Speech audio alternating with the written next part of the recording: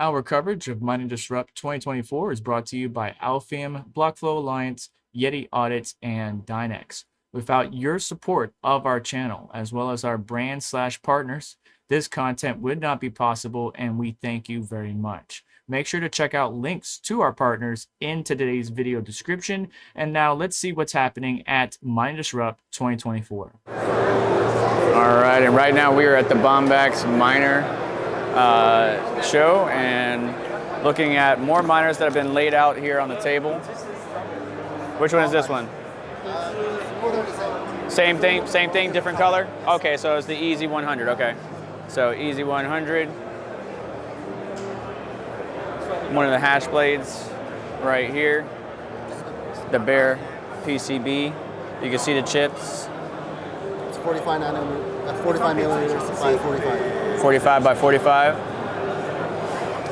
And then this is the heat sink that would sit on top of there. Can you flip that over? So you can see that's where the thermal paste would be for the chips, and then some more thermal paste for the power, right? Power delivery system to keep it nice and cool. And that would sit in this unit right here. You took this off last time. Can we take this off again?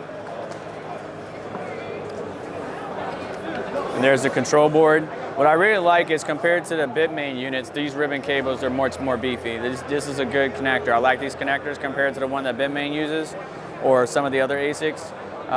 You can see it looks like 4-pin. Yeah, 4-pin and a 6-pin, and that's just for the fans, those ribbons right there. And so they're 120 mil.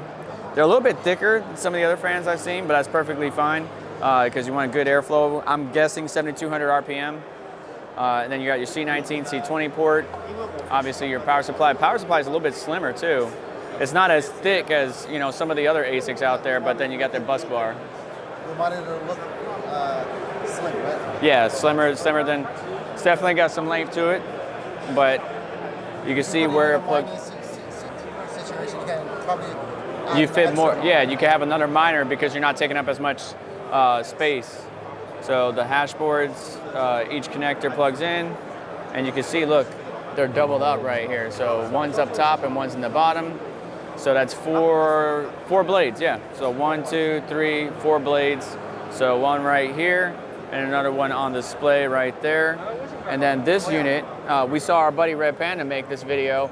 This is the Bombax EZ100 Cozy Edition. Yes, Cozy Edition. And so it reminds me, you can see in here actually some of the hash boards. One hash board. Okay, so it's one single hash board, giant heat sink. Holy smokes! It's very quiet. Very quiet because it's a giant passive heat sink.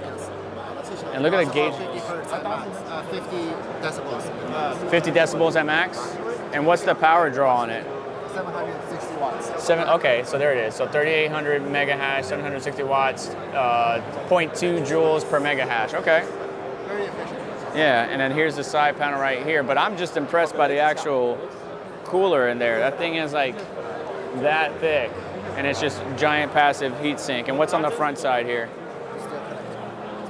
Oh, okay. When you plug it in, these lights will flash, and if it's the green, then it's green. Yeah, green good, red bad. Reset, IPG locate, and then you got 3 120 mil fans that blow air quietly all the way through the system, and should keep it nice and cool. Very interesting. And then you got your Ethernet power switch, the whole 9 yards. The EZ Pro 100 is doing around 15. What is that? 50, is that 15 gigahash, right? Yeah, 15 gigahash at 3,100 watts on ETC and ZIL. And this is the Bombax booth over here at Mining Disrupt 2024. So thank you so much. So make sure you check out, I think Red Panda got a good video on the Bombax unit, the Cozy Edition. I think there were some issues, firmware needed to be updated, but I think it was done and then everything was good. But if you're interested in coverage of that Bombax Cozy Edition, check out Red Panda. And that's it for the Bombax booth. All right, so I'll see you guys later.